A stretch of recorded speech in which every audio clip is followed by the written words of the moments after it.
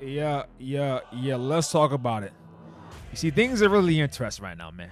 Your boy MoashDMC is here, DMC. Time to talk about one Princess Vivi. The last couple chapters, we got talking point of royalty being in the mix. We got Princess Vivi missing, King Cobra's dead, the Flame Emperor on the rise, the Yonkos are in the fray.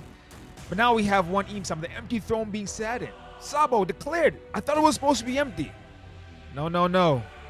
What you don't know is there's a person hiding in the shadows, the person we've only ever seen their eyes. One Imsama. 16 holy bullets raining down and destroy a kingdom. 16 holy bullets ascend to take down a god. Things are really interesting. So what's next? You see, right now, Oda's playing chess, and the only person he's playing against is our anticipation, our expectation. Every chapter, we're keying into all the cute details. Every little thing. 16 holy bullets. Who would have thought? 16 holy rays. Who would have thunk? Princess Vivi, where are you? So the real question is, where is Vivi? Honestly speaking, with everything going on in One Piece right now, like, the answer could be anything. Vivi could be with Imsama. Vivi could be on some random island. Vivi may be at Elbath. Vivi may have been maybe at Sphinx Island. Who knows? Honestly speaking, the thing with Vivi is that's really interesting is that Vivi is an honorary Straw Hat, right? Sorry, I got a little worked up just now. But let's slow down. Vivi is an honorary Straw Hat. And then the whole situation with last chapter where basically Zoro is saying Vivi chose this path. Let Vivi have her own adventures. And if things really hit the fan, just know we'll go and save her then. Because right now we have no leads, and I don't want to go to Navy HQ, just fight the whole Navy just for there to be nobody. At least with Robin, they knew Robin was there. I think if they knew Vivi was there, pack it up, we're headed out. And it's very interesting now because with Jewelry Bonney entering the fray, it may be a situation where we get all the information we needed. Jewelry Bonney was at the Reverie. Jewelry Bonney was in Marijuana. Jewelry Bonney was pretending to be the queen of the Sorbet Kingdom. Jewelry Bonney has connections to Kuma.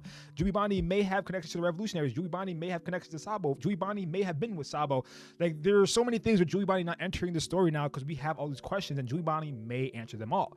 Like, we saw Sabo noticing someone on the empty throne. It may be a situation where Sabo and Bonney were in the same area. Sabo saw who was on the throne. Jewelry Bonney wasn't necessarily with Sabo, was like behind Sabo, or like maybe like creeping up to sneak around Marijuana, and looked inside and saw Imsama as well. And the reason why it's so interesting is because Jewelry Bonney may have been the very person that was trying to kill Saint Charles because of everything she saw with Kuma and how her dad was, and how his dad was treating Kuma, and to get revenge, he was going after the father or the son.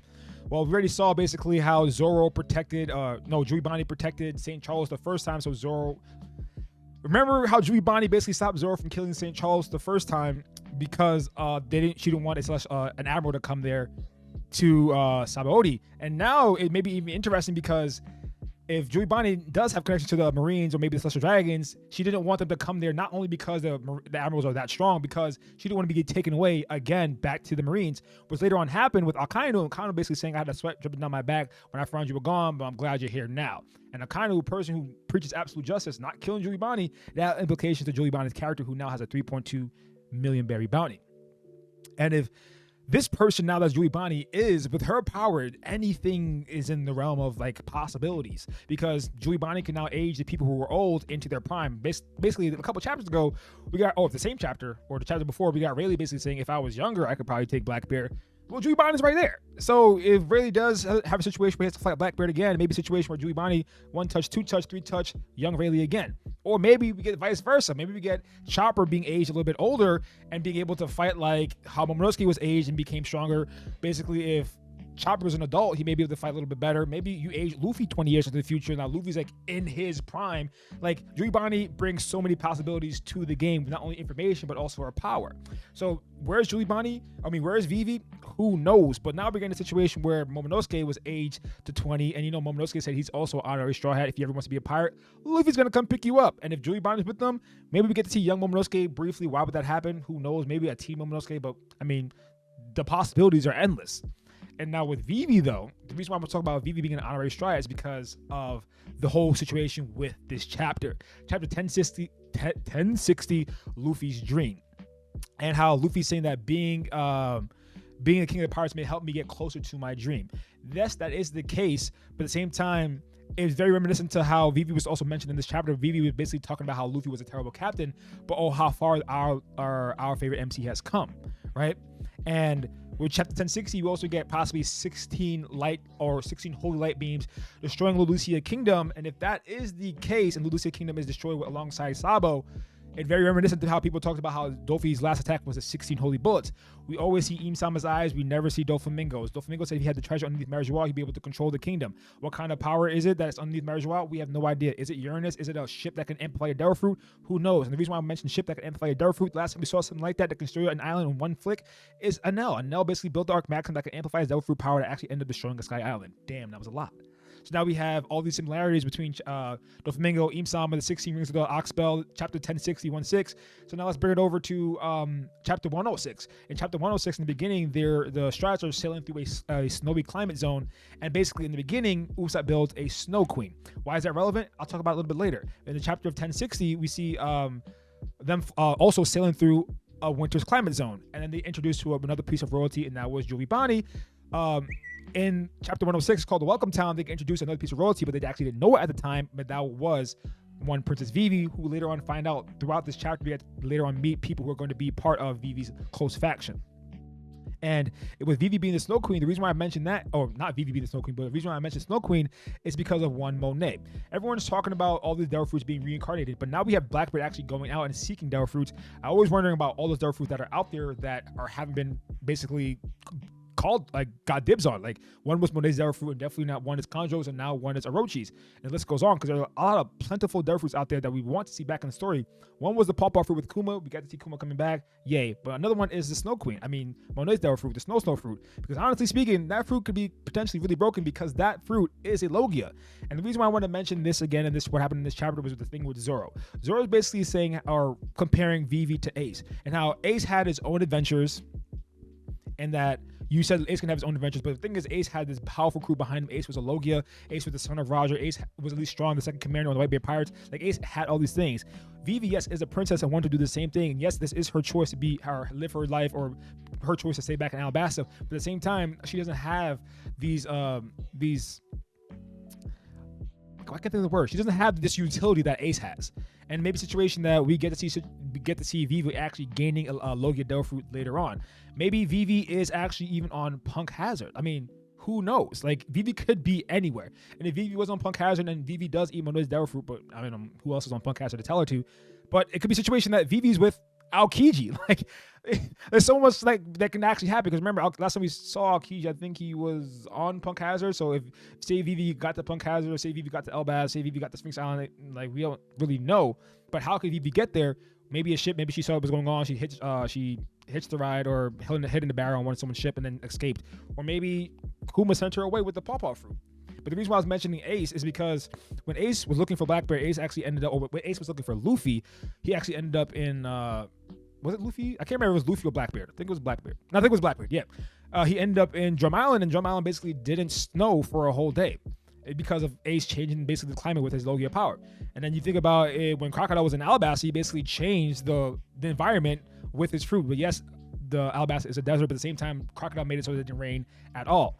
And then we think about how when Crocodile fell, it was Vivi looking down on the fighting of the rebels versus the army, and how she was screaming and crying for them to stop, and then nothing happened. And then finally her cry was heard, and that was when the rain started to descend from the sky. And if Alabasta, yes, may have rain now again, but at the same time, Alabasta isn't as good as it was back in the day. And the reason why I say that is because of the cover story with Gedetsu falling from the Sky Island and interacting with Koza, and basically Gedetsu ran into these moles, and the moles helped him finding a reservoir, which all this water was, which is all this water. But now if Vivi does get the Snow Queen Devil Fruit, or the Snow Logia, the heat from the desert plus Vivi's Logia power may bring Alabasta into its most flourishing time period ever, being able to not only have like just normal heat days so their crops can grow, but at the same time may be able to bring the rain so their crops are watered perfectly. I don't know, but basically how Vivi getting the Snow Logia may actually fall right in play with how Alabasta is now, because with everything with Alabasta, we got connections to how Alabasta had Pluton. And now in Wano we have Pluton, we have a kid having been thrusted into the position of a shogun. Now we have a princess being thrusted into the position to be a queen.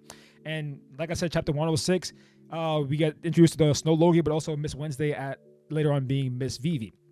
So there's a lot that can actually happen, and that's why I'm so interested to see what happened with all this royalty being introduced, with Jewelry Bonney being introduced with the Strats again. So the Strats are tied to another piece of royalty. Momonosuke Shogun, Vivi's the princess. The list goes on, but Also, because the king from Dressrosa, I think it's King Ruku, was also was also on the same page as King Cobra because of what happened with the warlord system and what it did to their country. So we got a situation where we know what happened with Alabasta, but how is it going to play out with Dressrosa, a kingdom that's still trying to rebuild itself after, I mean, it was saved, but yes, it was still destroyed, and yes, there's still trauma from everything that happened. So now we have like basically royalty being introduced again into the story, even a couple arcs ago with Sanji being Mr. Prince, Judge, XYZ, and how now we have Seraphims. Seraphims are also gods. Seraphims are also part gods because basically Lunarians were deemed as gods. Lunarians may be part of the Sky Islands. We got Sky Islands being linked to the moon, Nella being linked to the moon. There's so many things that are now coming full circle that are all like converging into this one mass of like epicness that is the final peak of One Piece, because there are so many pieces now moving around. How like the ancient kingdom was one thing, so now like royalty is the name of the game. Luffy wanted to be the king of the pirates, Sabo being the flame emperor, the rebels and the countries like uprising, taking down the kingdoms being destroyed. Like the list goes on. Like it's very much ramping up right now, and I don't know where it's gonna go. But my situation is, where is Vivi? I'm saying that Vivi could be either with Kuma, Sphinx Island, Elbath, or I don't even know. Punk has like, or with Blackbeard. I don't know, man. The thing is, like, there's so much that could actually be happening with Vivi, and Jewelry Bonney being there may actually help us know what's going on with Vivi. Maybe Vivi got away. Maybe Vivi was with Im-sama. And if that is the case, then we're gonna get a situation where Luffy's gonna go right to Marijois and maybe take a stop on Elbath or Sphinx Island. Or who knows? Who knows? The Strauss right now are headed to a new island, and that may actually help them move forward or progress in the story, because right now Kobe's captured, Vivi's missing, Cobra's dead, and Jewelry Bonney's there with a lot of information. The revolutionaries, if Sabo is dead, will also be making their move, because, hey, an eye for an eye, and Dragon is the most wanted man in the world, and he already wanted to fight the Celestial Dragon. So now if you kill my right hand Sabo for real this time, oh yeah, line it up, and we're gonna knock him down. But without further ado, like I said at the end of every single video, leave a like, hit the subscribe button and the bell button to come back next time. Remain enlightened, get right, don't get left, and remain polished, y'all. Until next time, peace.